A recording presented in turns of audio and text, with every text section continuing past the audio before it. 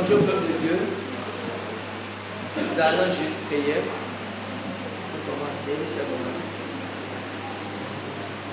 Seigneur du ciel et de la terre, Dieu de grâce et de gloire, Dieu d'Abraham, Dieu d'Isaac, Dieu d'Israël, toi le Dieu qui était, toi le Dieu qui est, toi le Dieu qui sera, toi l'Éternel, le Dieu des armées, toi le Dieu grand et redoutable, toi le Dieu du grand et vrai. Nous sommes reconnaissants pour la grâce que tu nous fais ce matin de nous réunir à ton nom. Merci tellement Père pour nous tous qui sommes là ce matin. Nous implorons ta grâce pour ceux qui n'ont pas pu faire le déplacement, que la prochaine fois, Seigneur, tu puisses être parmi nous. Nous te présentons nos cœurs à Dieu de grâce et de gloire. Parle à chacun ce matin. Manifeste-toi puissamment, l'Éternel Dieu des armées. À toi la gloire et l'honneur, précieux Jésus. Au nom puissant de Jésus. Amen. Le thème de ce matin, c'est un peu mis à part. Un peu mis à part. Le verset de base, 1 Corinthiens 2, versets 14 à 16. 1 Corinthiens 2, 14 à 16. Mais l'homme animal ne reçoit pas les choses de l'Esprit de Dieu, car elles sont une folie pour lui, et il ne peut les connaître parce que c'est spirituellement qu'on en juge. L'homme spirituel, au contraire, juge de tout. Il n'est pas lui-même jugé par personne. Il n'est lui-même jugé par personne. Car qui a connu la pensée du Seigneur pour l'instruire? Or, nous avons la pensée de Christ. La vie chrétienne, telle que Dieu la conçoit, la vie chrétienne selon Dieu, est incompréhensible, totalement incompréhensible pour l'esprit humain. Et même beaucoup de chrétiens, même beaucoup parmi nous ne comprenons pas vraiment la vie chrétienne, ne comprenons pas la vision de Dieu. C'est pour ça que beaucoup de chrétiens vivent la religion. Ils viennent à l'église, ils prient, ils font des choses, mais dans le fond, ils sont religieux. Notre verset, le verset 14 dit: mais l'homme animal ne reçoit pas les choses de l'Esprit de Dieu, car elles sont une folie pour lui, et il ne peut les connaître parce que c'est spirituellement qu'on en juge. Quand on dit l'homme animal ici, on peut penser que c'est péjoratif, que c'est injurieux. Le Saint-Esprit n'injurie pas. Le Saint-Esprit n'est pas injurieux. Ici, il révèle la nature profonde de l'homme. De l'homme qui ne connaît pas Dieu. Un homme qui n'est pas né de nouveau, on va dire ça comme ça. Quelle que soit son éducation, quelle que soit ses diplômes, sa richesse, sa beauté, tout ce que vous pouvez dire, cet homme, la Bible l'appelle l'homme animal, parce qu'il ne comprend pas et il ne peut même pas comprendre les choses spirituelles. Lorsque cet homme, qu'il soit grand, intellectuel, savant, quel que soit le nom qu'on peut lui donner, quand il est en face d'un chrétien, un vrai chrétien, né de nouveau, et lorsque ce chrétien lui parle des choses spirituelles, ces choses sont une folie pour cet homme qui a une grande sagesse selon le monde. Parce que cet homme est un homme animal, parce que cet homme marche selon les standards de la terre. Ce matin, nous allons mieux comprendre ce que Dieu appelle par homme spirituel. Homme spirituel. Amen. Grande, la leçon de spiritualité. La leçon de spiritualité. Jean 20, verset 11 à 18. Cependant, Marie se tenait dehors près du sépulcre et pleurait.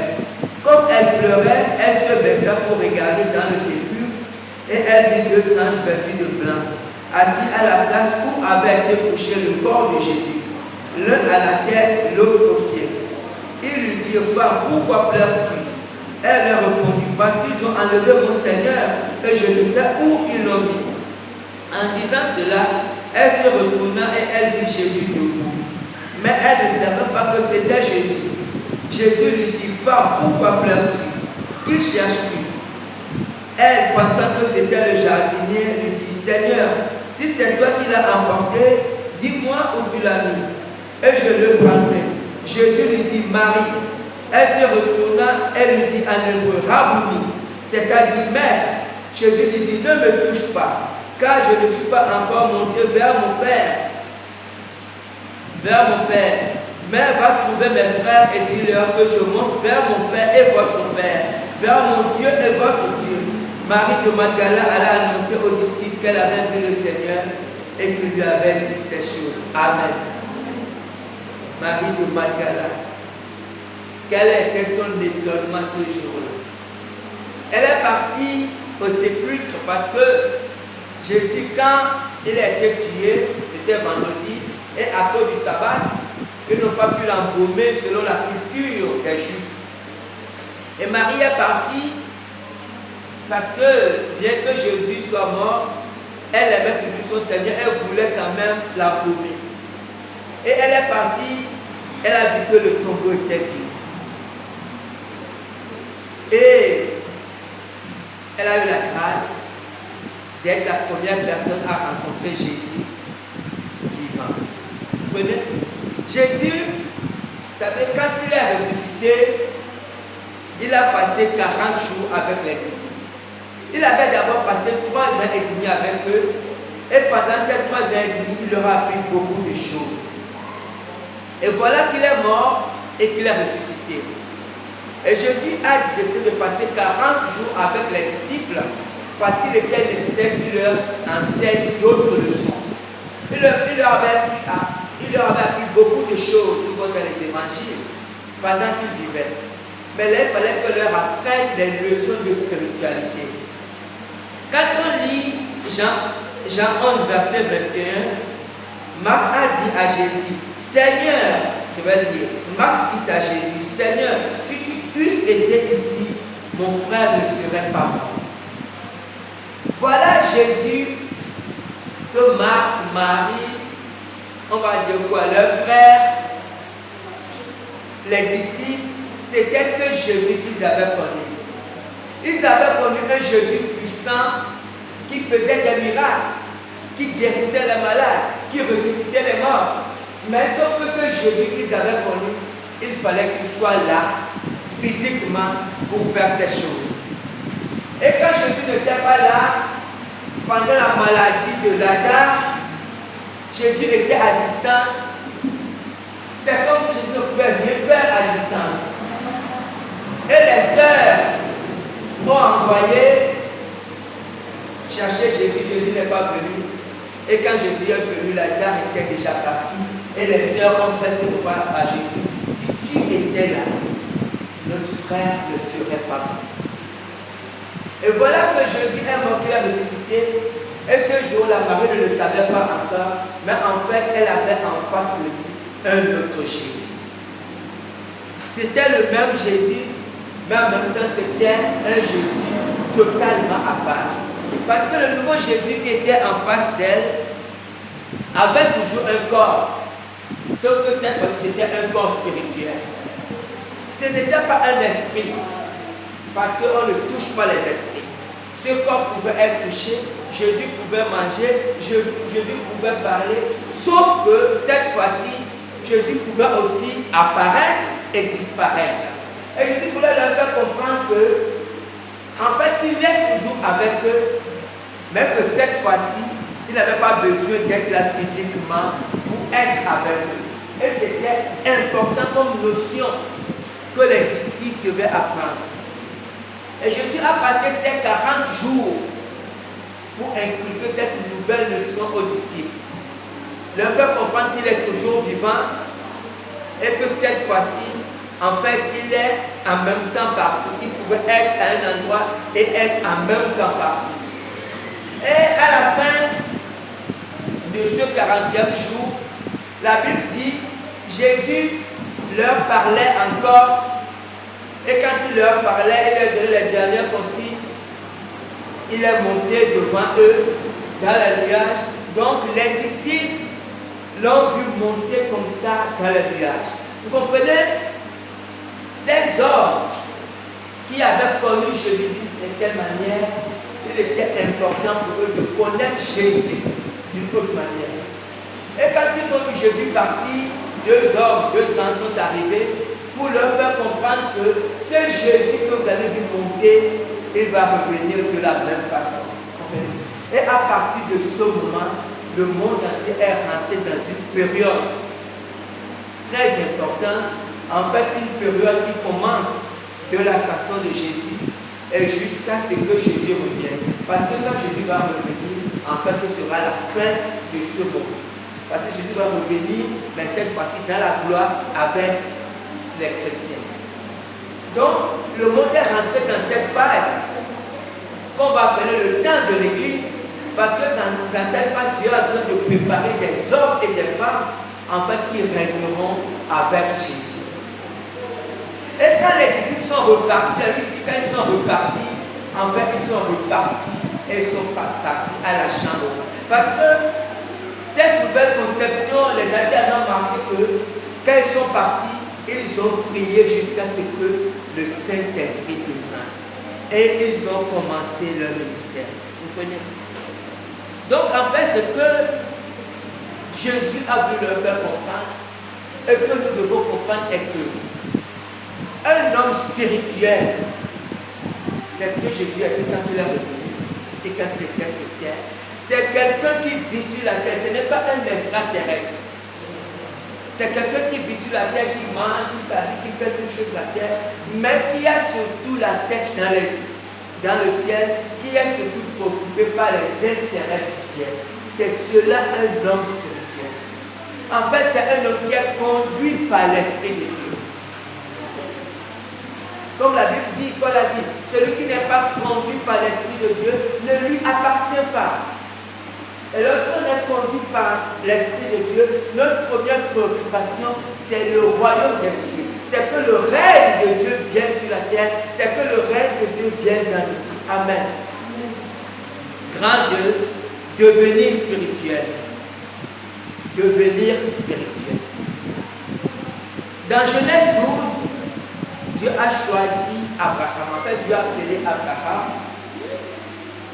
Et par Abraham, un seul homme, Dieu a créé un peuple Israël qui existe encore aujourd'hui, un peuple physique sur la terre. Mais sur cette terre, même ceux qui ne croyaient pas trop en Dieu, on va dire ça comme ça, que ce soit les Égyptiens, que ce soit les Dieux, tous ceux qui ont vécu depuis cette époque, même jusqu'à aujourd'hui, ils savent qu'Israël est un peuple différent. Ils savent qu'Israël est un peuple mis à part. Parce qu'à travers les temps, les siècles, ce qui s'est passé, Israël a connu ce qu'aucun peuple n'a connu. Israël a connu la Shoah, c'est qu'ils ont été maltraités par Hitler, qui voulait les disséminer. Quand on voit l'histoire du monde, l'histoire des peuples, il y a des peuples qui ont existé qui n'existent plus aujourd'hui. Mais Israël, malgré tout ce qu'ils ont vécu, ce peuple existe toujours. Parce que c'est un peuple mis à part. Mais en réalité, le véritable peuple mis à part, c'est, je n'ai pas envie de dire c'est vous et moi, je préfère dire c'est tous ceux qui sont nés de nouveau. Parce que lorsque Dieu avait cette vision pour Israël physique, en réalité Dieu avait une vision beaucoup plus grande. Quand Dieu disait à Abraham que toutes les nations seront bénies en ton nom, parce que la vision de Dieu, c'était pas un Israël physique en fait, c'est de faire un Israël spirituel. C'est de faire sur cette terre qui est hostile à Dieu, parce que la terre est hostile à Dieu. Parce que l'esprit qui gouverne la terre est hostile à Dieu. Parce que l'esprit n'aime pas les chrétiens, n'aime pas les enfants, en tout cas les véritables enfants de Dieu. Dieu a voulu quand même laisser sur cette terre comme une marque des hommes et des femmes spirituels qui seront sur cette terre, mais qui ne seront pas de la terre. Parce que Dieu a en vision un jour de régner avec ces personnes sur cette même terre, enfin sur de nouvelles terres, mais dans ce même espace. Donc, lorsqu'on devient spirituel, en fait, c'est lorsqu'on accepte d'être conduit par l'Esprit de Dieu. Parce que le Saint-Esprit ne nous contraint jamais, ne contraint jamais personne. Le Saint-Esprit nous laisse choisir. Mais pour devenir spirituel, il y a trois grandes choses. En fait, nous devons passer par trois chemins. La première chose, c'est la nouvelle naissance, et nous la connaissons. Jésus a dit dans Jean 3, verset 3 à 5, Jésus a dit à Nicodème, Jésus lui répondit, en vérité, je te le dis, si un homme ne naît de nouveau, il ne peut voir le royaume de Dieu. Nicodème lui dit, comment un homme peut-il naître quand il est vieux? Peut-il entrer dans le sein de sa mère et naître? Jésus répondit, en vérité, je te le dis, si un homme ne naît d'eau et d'esprit, il ne peut entrer dans le royaume de Dieu. Jésus l'a dit clairement à Nicodème qui était un prêtre, un chef de pharisien. Vous savez, c'est la première condition. Si un homme ne naît d'eau et d'esprit, il ne peut être enfant de Dieu. Il ne peut jamais devenir spirituel. C'est le premier pas. Donc on peut passer toute notre vie à l'église, on peut chanter, danser, prêcher, tout ce qu'on veut. Si on n'est pas né de nouveau, alors Dieu ne nous connaît pas. Donc ça, c'est la première chose. Il ne suffit pas de venir à l'église, quelle que soit la religion, si on veut catholique, protestant, tout ce qu'on veut, il faut être né de nouveau. Il faut être né de nouveau. Et la deuxième chose, comprenez, il faut recevoir le baptême dans le Saint-Esprit. L'une des dernières choses que Jésus a dit au disciple avant de monter, c'est Acte 1, verset 8. Mais vous recevrez une puissance. Le Saint-Esprit survenant sur vous et vous serez mes témoins à Jérusalem, dans toute la Judée, dans la Samarie et jusqu'aux extrémités de la terre. Mais vous recevrez une puissance. Le Saint-Esprit survenant sur vous. Donc ici, Jésus a fait comprendre aux disciples que le Saint-Esprit, ou du moins le baptême dans le Saint-Esprit, n'est pas une option. Ce n'est pas quelque chose dont on peut vous dire que bon, si je ne l'ai pas, ce n'est pas grave. Personne ne peut devenir un véritable chrétien. Ou jamais personne ne peut avoir une vie chrétienne victorieuse sans le Saint-Esprit. C'est totalement impossible.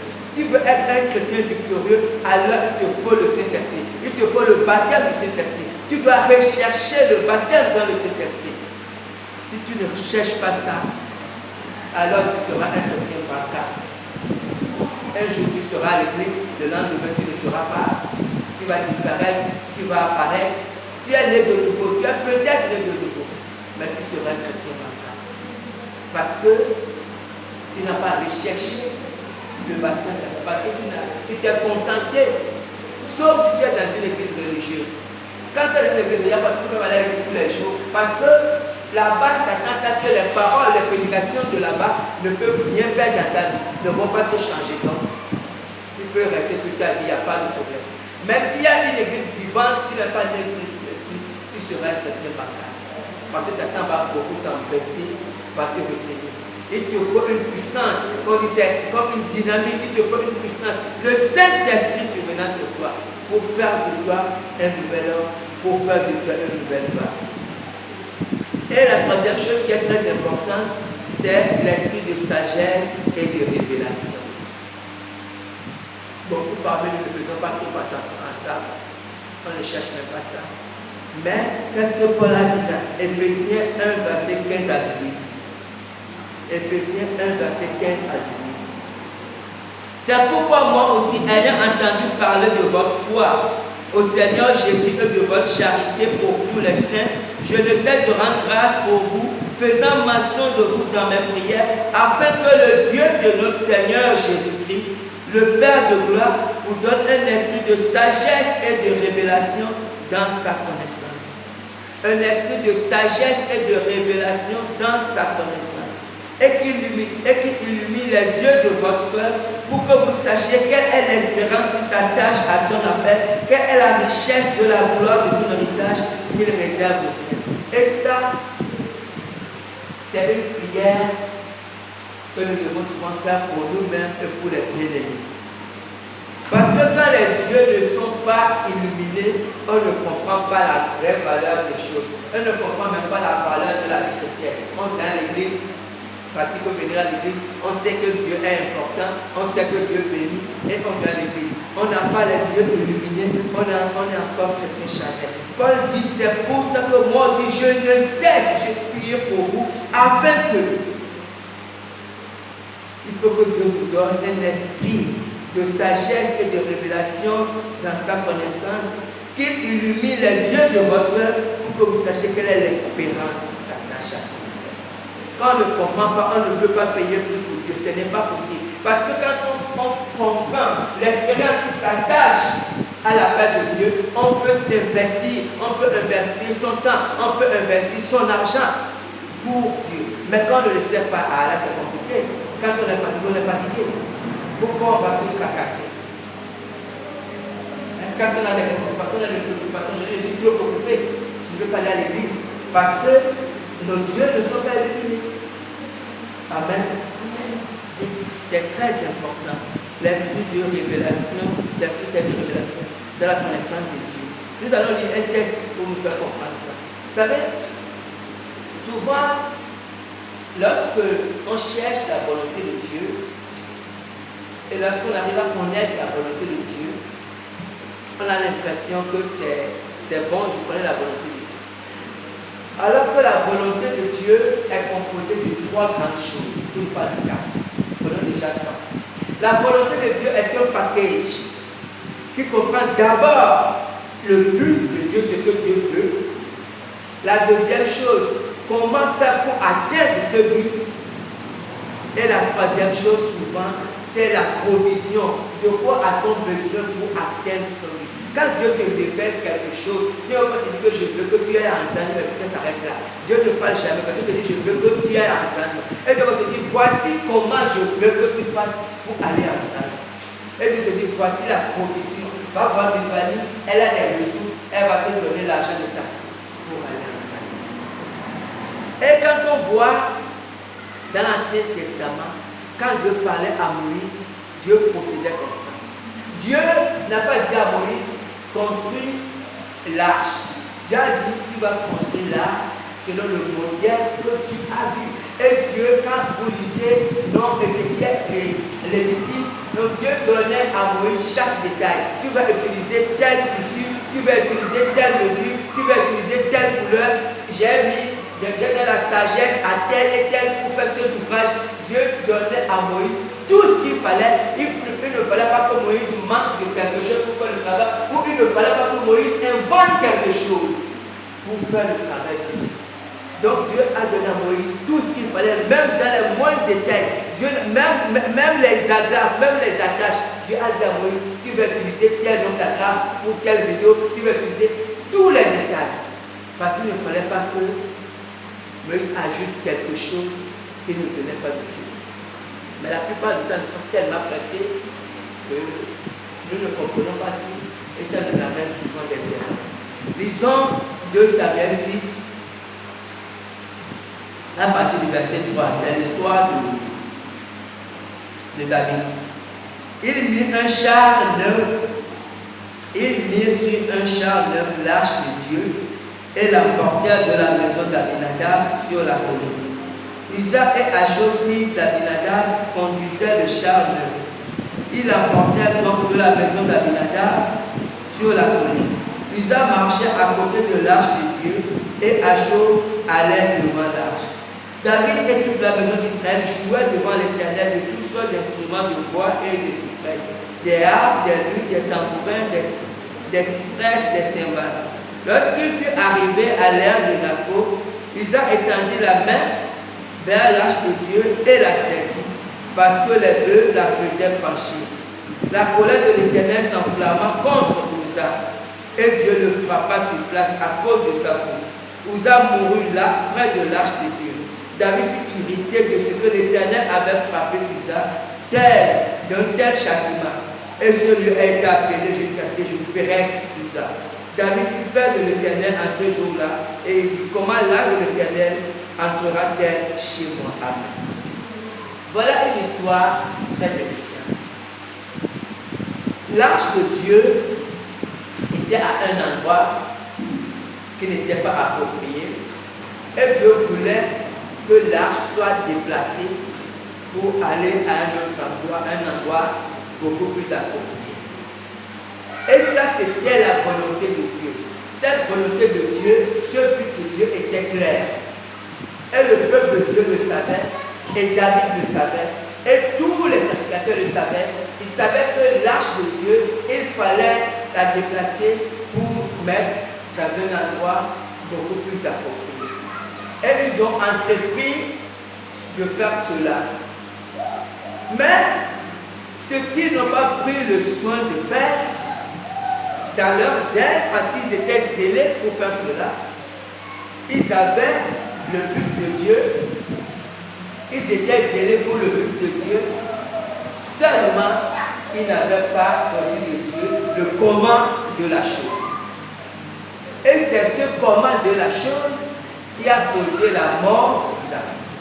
Parce que dans son zèle, ils ont mis la sur des chars sans demander à Dieu comment l'arche ou dans quelles conditions l'arche devait être transportée d'un endroit A à un endroit B. Lorsque Moïse faisait déplacer l'arche, quand vous lisez l'Ancien Testament, Dieu disait à Moïse même comment ça doit se faire. Dieu disait à Moïse même le bois que les gens devaient faire pour porter l'arche, tout cela était fabriqué. Les sacrificateurs, ce n'était pas n'importe, parce qu'il y avait une classe de sacrificateurs qui devaient porter l'arche. Il y avait d'autres qui devaient porter les tissus. Dieu avait tout organisé. Mais ici, parce qu'ils connaissaient ce que Dieu voulait, et dans la prestation, ils ont fait les choses. Et c'est ça qui a causé la mort de ça. Parce qu'ils n'ont pas fait les choses, parce qu'ils n'ont pas eu le temps de recevoir le comment de la chose. Vous savez, nous pouvons connaître la volonté de Dieu. Nous pouvons connaître le but de Dieu. Et c'est très très important. Mais il faut encore passer le temps devant Dieu. Seigneur, voici ce que tu veux, je le sais. Nous le savons. Nous te rendons grâce. Nous sommes reconnaissants. Mais comment devons-nous faire une telle chose? À quel moment devons-nous faire une telle chose? Et avec quelles ressources devons-nous faire une telle chose? Et c'est des questions que nous nous posons plus souvent à Dieu. Dès que nous avons le but de Dieu, nous fonçons. Et après, nous sommes souvent étonnés de voir que ça ne fonctionne pas. Peut-être parce que le temps est mauvais. Peut-être que ce n'est pas le temps de Dieu. Nous avons reçu la pensée, mais n'avons pas attendu que Dieu donne le temps. Où nous avons laissé passer le temps de Dieu, nous le faisons trop tard. Donc en fait, c'est pour ça que Paul a dit, ceux qui sont conduits par l'Esprit de Dieu. Être conduit par l'Esprit de Dieu, ce n'est pas seulement recevoir le baptême. Ça va au-delà. Être conduit, c'est être disponible. C'est comme les militaires, vous savez. Les militaires sont formés, ils sont là, ils sont formés pour la guerre. Peut-être qu'il n'y aura plus jamais de guerre, et c'est tant mieux pour tout le monde. Mais ils sont prêts, quand si on leur donne le top, ils s'en vont. Donc, celui qui est conduit par l'Esprit de Dieu, c'est pour ça que c'est un spirituel. C'est quelqu'un qui est sur la terre, mais qui a l'Esprit dans le ciel. Parce qu'il veut entendre ce que Dieu veut. Il veut écouter la volonté de Dieu. Pourquoi? Pas écouter pour devenir savant. Non. Il veut écouter la volonté de Dieu pour la mettre en pratique. Il veut écouter la pensée de Dieu. Il veut recevoir le cœur de Dieu pour se mettre en mouvement par rapport à la pensée de Dieu. C'est ça un homme qui est conduit par Dieu. Mais pour que cela puisse se produire, grand roi, mourir pour vivre. Grand roi, mourir pour vivre. Pour que cela puisse arriver, Galates 2, verset 20. J'ai été crucifié avec Christ. Et si je vis, ce n'est plus moi qui vis. C'est Christ qui vit en moi. Si je vis maintenant dans la chair, je vis dans la foi au Fils de Dieu qui m'a aimé et qui s'est livré lui-même pour moi. C'est quelque chose de difficile pour nous aujourd'hui. Ça, j'en conviens avec vous. C'est quelque chose de difficile pour nous, surtout pour notre génération. Les chrétiens des autres siècles, peut-être que c'était leur grâce, ils acceptaient facilement. En fait, quand quelqu'un devenait chrétien, honnêtement, quand quelqu'un recevait Jésus, quand quelqu'un était né de nouveau, il était transformé profondément. Il savait que sa vie ne valait plus grand chose. En fait, il donnait vraiment sa vie à Jésus. Quel que soit qui il était, il mourait. C'est ça que Paul dit. Mourir. Parce qu'en fait, c'est mourir au moins, c'est aussi le renoncement. Parce que pour vivre réellement, pour être un homme spirituel, pour être conduit par le Saint-Esprit, on doit obligatoirement mourir au moins. En fait, ce qui se passe, plus c'est ce que Jean-Baptiste a dit, il faut qu'il croisse et que je vive. Parce que si on veut que Dieu prenne la place dans notre vie, ou du moins le Saint-Esprit prenne la place dans notre vie, nous devons mourir de plus en plus dans notre monde. En fait, nous devons renoncer de plus en plus aux choses que nous aimons. C'est comme ça qu'on meurt au moins, petit à petit. Et ça permet au Saint-Esprit de prendre beaucoup plus de place. Vous savez, nous sommes un récipient. Comme une assiette, comme un bol, comme une marmite. Et le Saint-Esprit est comme déversé au fur et à mesure sur nous. Mais si nous ne nous effaçons pas, parce qu'au départ, c'est nous qui occupons notre esprit, c'est notre moi qui remplit ce récipient. Donc il faut que le moi disparaisse. Au fur et à mesure que le moi disparaît, le Saint-Esprit prend de la place. Et c'est comme ça que le Saint-Esprit grandit. Il faut que nous cédons de la place du Saint-Esprit pour qu'il puisse prendre le contrôle de nous. Nous ne pouvons pas régner en même temps que Dieu dans notre cœur. C'est impossible. Il n'y a qu'un seul trône. Ou c'est nous qui régnons, ou c'est le Saint-Esprit qui règne. Et c'est le choix que nous refusons de faire aujourd'hui en tant que chrétiens, en tant qu'Église. Nous avons soif de prier. Nous avons soif d'être célèbres, de régner, d'être riches, d'être reconnus. Et si nous avons soif de ces choses, alors le Saint-Esprit se fait tout petit pour nous laisser régner. C'est le choix. Si nous voulons prier, le Saint-Esprit se fait tout petit pour nous laisser prier. Pour être des apôtres extraordinaires, je ne sais pas moi, des prophètes, des généraux, tout ce qu'on veut comme titre. Alors le Saint-Esprit se fait tout petit pour nous laisser avoir nos titres et nos valeurs. Mais si nous voulons que le Saint-Esprit brille, alors, comme a dit Jean-Baptiste, nous devons diminuer. Quand on dit diminuer, c'est vraiment diminuer. À lui, au fur et à mesure, s'effacer totalement pour laisser, afin que le règne de Dieu puisse être manifesté. Amen. Et on va terminer avec le grand cadre, avoir soif. C'est l'histoire de Jésus avec la femme samaritaine. Avoir soif. Jean 4, versets 6 à 14. Là se trouvait le puits de Jacob. Jésus, fatigué du voyage, était assis au bord du puits. C'était environ la 6e heure. Une femme de Samarie vint puiser de l'eau. Jésus lui dit, donne-moi à boire. Car ses disciples étaient allés à la ville pour acheter des livres. La femme samaritaine lui dit, comment toi qui es juif me demandes-tu à boire, à moi qui suis une femme samaritaine? Les juifs, en effet, n'ont pas de relation avec les samaritains. Jésus lui répondit, si tu connaissais le don de Dieu, et qu'est celui qui te dit donne-moi à boire, tu lui aurais toi-même demandé à boire et il t'aurait donné de l'eau vive. Seigneur, lui dit la femme, tu n'as rien puisé et le puits est profond. Tu aurais-tu donc cette eau vive? Es-tu plus grand que le Père Jacob que nous a donné ce puits et qui en a bu lui-même ainsi que ses fils et ses troupeaux? Jésus lui répondit, quiconque boit de cette eau aura encore soif. Mais celui qui boira de l'eau que je lui donnerai n'aura jamais soif. Et l'eau que je lui donnerai deviendra à lui une source d'eau vive qui jaillira jusqu'à la vie éternelle. Une source de vie.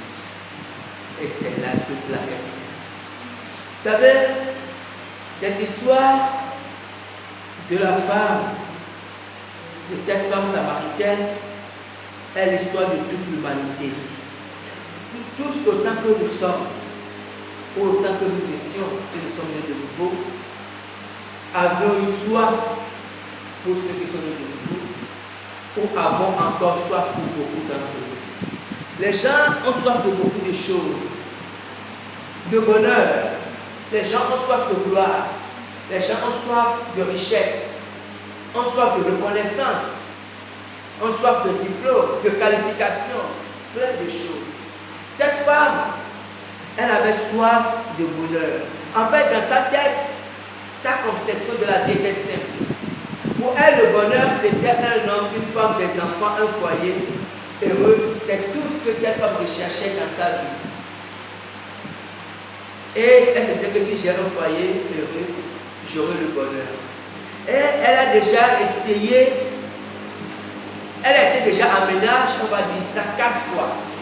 Et là, c'était son 5e ménage. Vous savez, la Bible ne dit pas si c'est elle qui se comportait mal, si c'est les hommes qui se comportaient mal. La Bible n'en parle pas. Toujours est-il qu'elle était à sa 5e tentative. On ne sait pas si c'est la nouvelle fructueuse. Mais c'est une femme qui était décidée à avoir le bonheur dans sa vie. Et ce jour-là, elle a rencontré Jésus. Elle ne savait pas que c'était le Seigneur. Et le Seigneur l'a vu.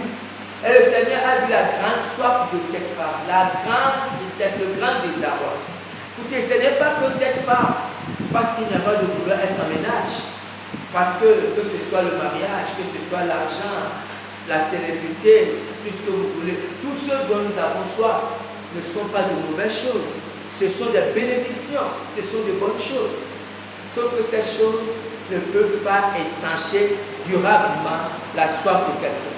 Je le répète, que ce soit le mariage, que ce soit les enfants, que ce soit les richesses, l'argent, la santé, la beauté, la célébrité, tout ce que nous cherchons, aucune de ces choses ne peut satisfaire durablement quelqu'un.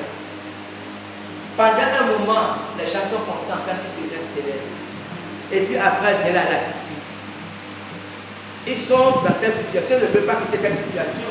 Bien sûr, quelqu'un qui est célèbre, il ne veut pas devenir inconnu. Bien sûr, mais il est lassé de ça. Disons que le bonheur ou la joie qu'il avait au début, il n'a plus ça. Mais il demeure quand même dans cette situation comme ça. Ce qui fait que les choses du monde ne produisent pas, en tout cas, un bonheur durable. Et Jésus lui a dit, mais celui qui boira de l'eau que je lui donnerai n'aura jamais soif. Et l'eau que je lui donnerai deviendra en lui une source d'eau vive qui gérera jusqu'à la vie éternelle. Une source d'eau vive. Vous savez, ici, Jésus ne parle pas de la nouvelle naissance. Parce que beaucoup de chrétiens ont pensé que je dis non. La nouvelle naissance étanche la soif, mais pas durablement. Je le redis. La nouvelle naissance, lorsque les gens passent par l'esprit, ils sont heureux, ils sont bonheur, ils sont contents. Mais pas durablement parce que, pour preuve, nous voyons beaucoup de chrétiens nés de nouveau passer leur vie à se plaindre, se lamenter. Ils sont nés de nouveau sans nous occuper. Mais ils ont encore une cour encore derrière les choses du monde. Ils ont encore soif des choses du monde. Cela prouve que leur soif n'est pas étanchée. Cela prouve qu'il y a un problème, quelque chose, comme disent les Anglais, something is wrong, quelque chose ne va pas. Ce qui étanche la soif, Jésus l'a dit dans Matthieu 7, verset 37 à 38. Le dernier jour, le grand jour de la fête, Jésus se tenant debout s'écria, si quelqu'un a soif, qu'il vienne à moi et qu'il boive. Si quelqu'un a soif, qu'il vienne à moi et qu'il boive. Celui qui croit en moi, des fleuves de vie couleront de son sein, comme dit l'Écriture. Ce qui étanche la soif d'un homme qui parle, c'est le baptême dans le Saint-Esprit. Vous voulez ne plus avoir soif, alors recherchez la plénitude du Saint-Esprit. Vous savez, je vous donne un exemple. Peut-être que certains ont déjà vécu ça.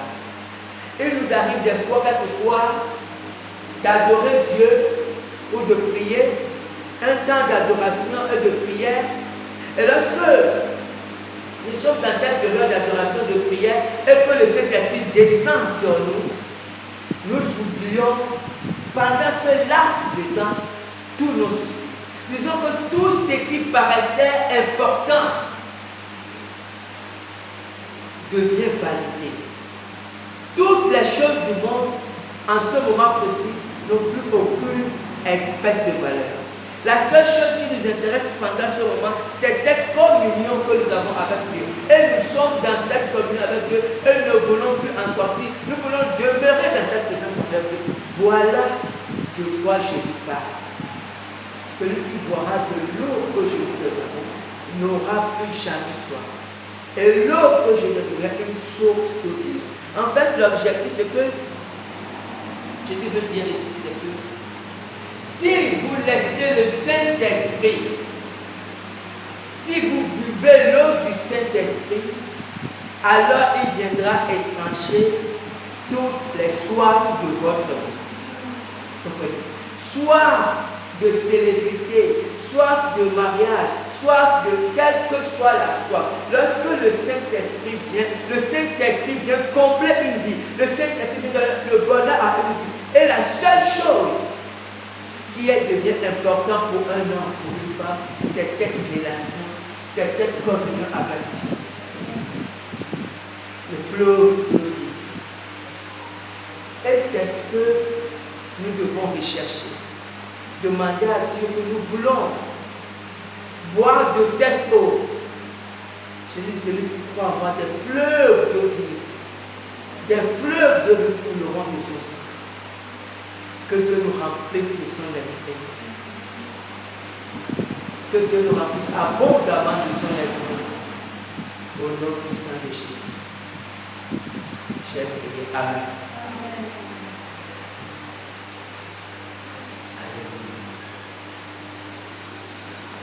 Alléluia.